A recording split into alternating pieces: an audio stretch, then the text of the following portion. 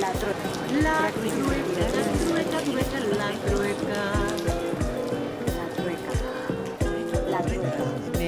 Me llamo Karina Ochoa, soy profesora, es un decir, me dedico a la docencia y a la investigación en la Universidad Autónoma Metropolitana en la Ciudad de México y estoy en el Departamento de Sociología y formo parte del núcleo académico del doctorado en estudios feministas de la UAM Xochimilco.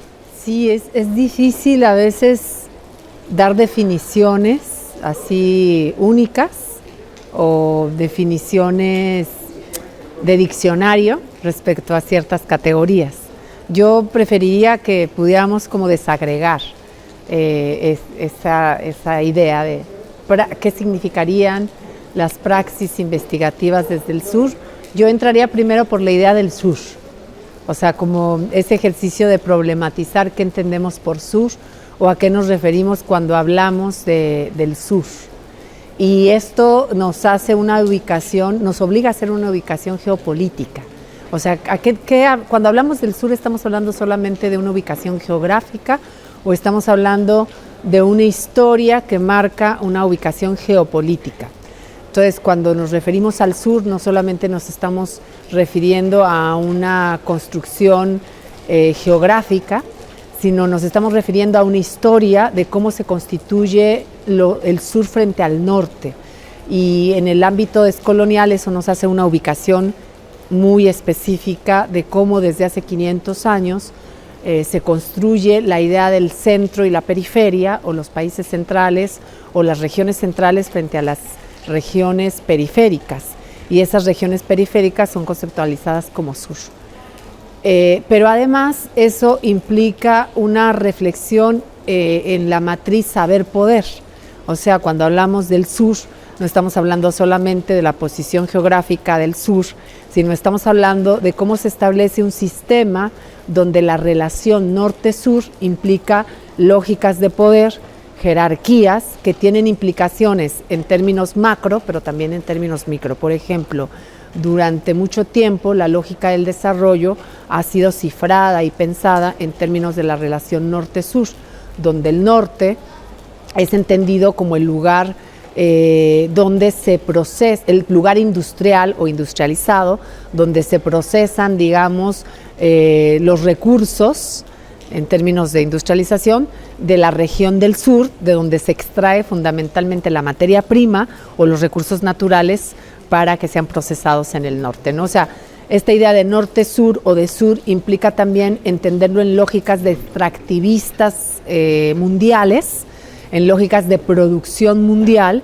que ha dividido el mundo en términos de los países mayormente industrializados, de los países digamos con mayor desarrollo, entre comillas, frente a un sur que es cifrado como empobrecido, como un lugar de donde se pueden extraer recursos, se puede extraer materia prima que va a ser llevado a los espacios de máximo desarrollo. Entonces, cuando hablamos de sur, no estamos hablando en abstracto, estamos hablando de un lugar geopolítico que también es un lugar epistémico, porque el norte, que es ese norte vinculado a lo desarrollado y a lo industrial, también es el espacio donde están los centros de conocimiento, los centros de investigación, donde se produce el conocimiento válido. Y los sures generalmente son quienes leemos, quienes nos amamantamos de ese conocimiento que viene del norte. Entonces, cuando estamos hablando de praxis investigativa del sur, pensando en el sur, hay una enunciación que no solo implica un posicionamiento geográfico, sino que implica que es un sur que ha sido históricamente construido en condición de inferioridad epistémica y en una condición donde pareciera que el sur es un lugar de no conocimiento o de no producción de conocimiento, en todo caso consumidor del conocimiento. Entonces, cuando decimos praxis investigativa desde el sur, ya estamos haciendo una enunciación política, es decir, estamos planteando que hay forma de producción de conocimiento a través de ciertas prácticas en territorios que históricamente han sido concebidos como territorios que no producen conocimiento válido. Ahí ya hay un posicionamiento, ¿no?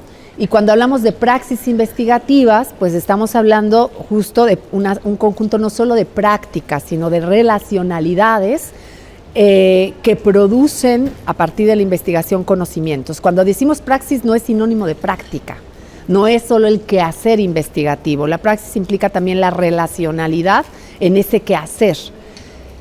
Entonces, estoy siendo muy didáctica para que quienes nos escuchan, compañeros, compañeras y compañeros, ya sean estudiantes o docentes, podamos entender que cuando hacemos la enunciación de praxis investigativas del sur, no estamos haciendo un concepto abstracto, estamos haciendo un posicionamiento y un lugar de enunciación.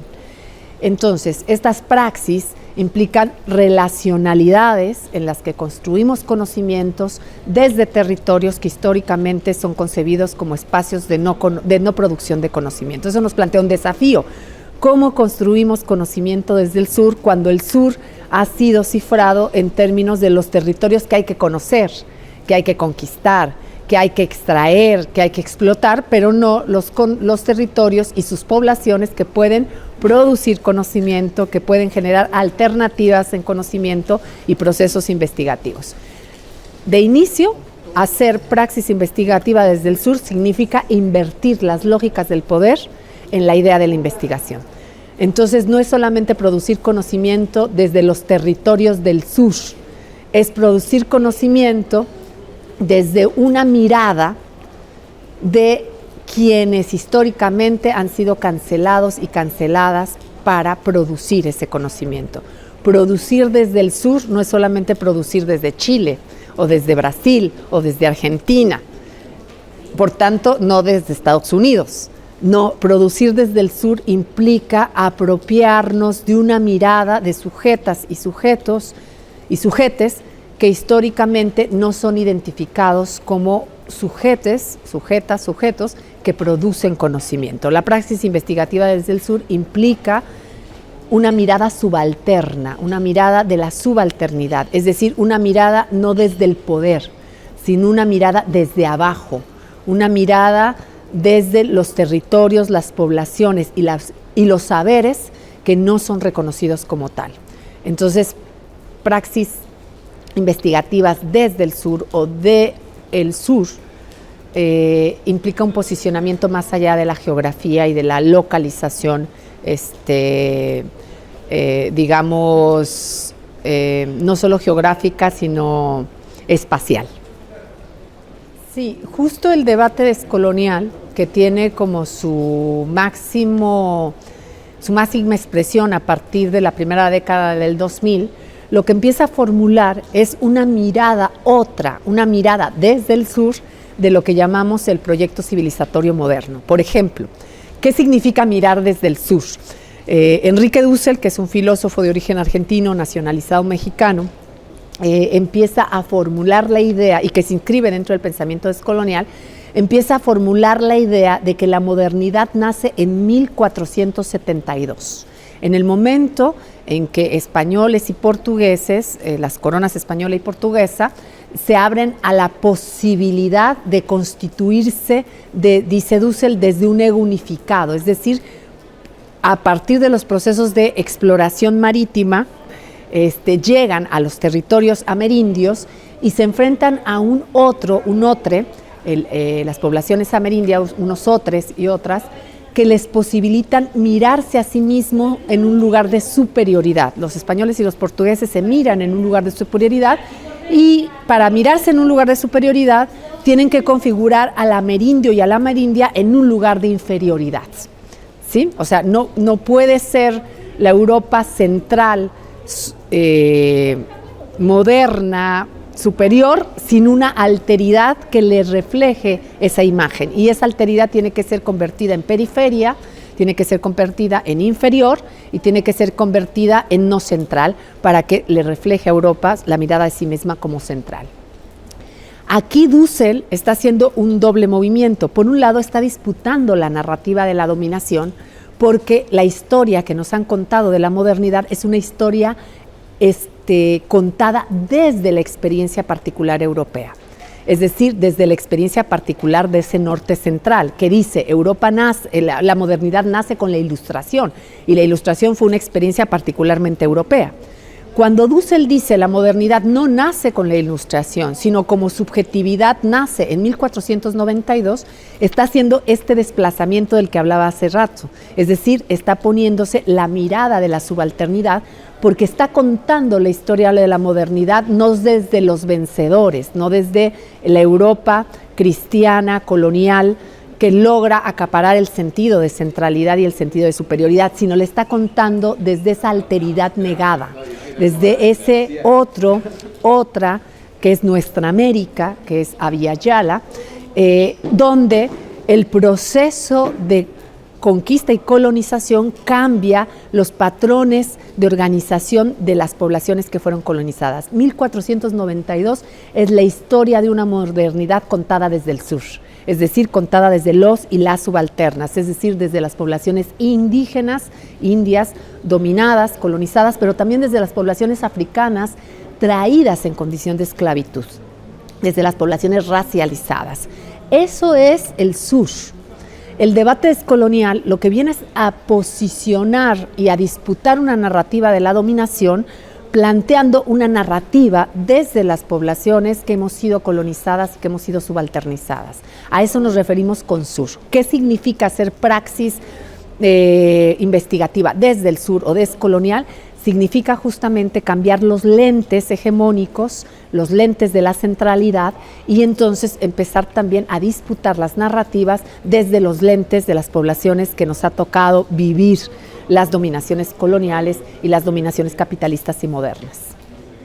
Yo creo que por lo menos hay dos momentos para ser consecuentes, digamos, con estos debates desde el sur y descoloniales. Lo primero es que hay que desmontar los prejuicios que no aparecen como prejuicios, sino como criterios de validación del conocimiento. La ciencia moderna, la ciencia que se construye después del hecho colonial, es una ciencia que ha construido una serie de prejuicios como criterios de validez epistémica. Por ejemplo, el prejuicio de la universalidad, ¿no? Ese es un prejuicio. Yo lo acabo de mostrar ahorita justo en el ejemplo de la disputa de las narrativas, porque la narrativa que nos han contado a nosotros, a nosotras, a nosotres, respecto a la historia de la modernidad, es una narrativa o la historia universal. Yo no sé si aquí en Chile, pero cuando yo era pequeña en México, a mí me contaron la historia universal y lo que me contaron fue la historia de Europa. Me contaron la historia de la Edad Media, del Renacimiento, de la Ilustración, y después de la Ilustración me contaron algo de la historia americana, ¿no? Entonces, ahí hay un prejuicio, porque a mí me cuentan algo que nombran como historia universal cuando es la historia particular de Europa. A mí, cuando me enseñaron historia universal, no me enseñaron la historia de Asia, no me enseñaron la historia, por tanto, del Oriente Lejano, China, Japón, Indonesia, Mongolia. No me contaron la historia del Oriente Cercano, o sea, no me contaron la historia de Turquía, Irak, Irán, no me contaron la historia de África con toda la diversidad histórica que tiene. Si acaso me contaron algo de Egipto como una historia vieja, como una historia del pasado, pero no como parte de la historia de la modernidad. Y tampoco me contaron la historia de la propia región continental y caribeña en la que vivimos como una historia que formara parte de esa historia universal. Esas historias me las contaron como historias particulares y la historia europea me la contaron como historia universal. Por lo tanto, ahí hay un prejuicio. O sea, Europa no es universal, pero se presenta como aspiración universal. Por eso es que seguimos replicando el modelo norteamericano y el modelo eurocéntrico. Entonces, ¿qué es lo que quiero decir con esto? La construcción del conocimiento está llena de prejuicios que sostienen la hegemonía política de los países centrales o los países del norte o los países colonizadores o neocolonizadores, y aparece como criterio de verdad, ¿sí? Entonces, el primer momento es cómo hacemos evidente que el método científico es un método que en realidad está contenido por intereses del poder que garantizan que estos modelos jerárquicos, tanto macroeconómicos como macrosociales y microsociales permanezcan. Es decir, generan lentes que bajo los criterios del conocimiento científico reproducen la lógica del establishment, por decirlo de alguna manera. Y eso significa que hagamos un aporte crítico, que lo hace el debate descolonial respecto a cómo el conocimiento y el método científico moderno es construido para que prevalezca la mirada hegemónica de la relación norte-sur, por ejemplo.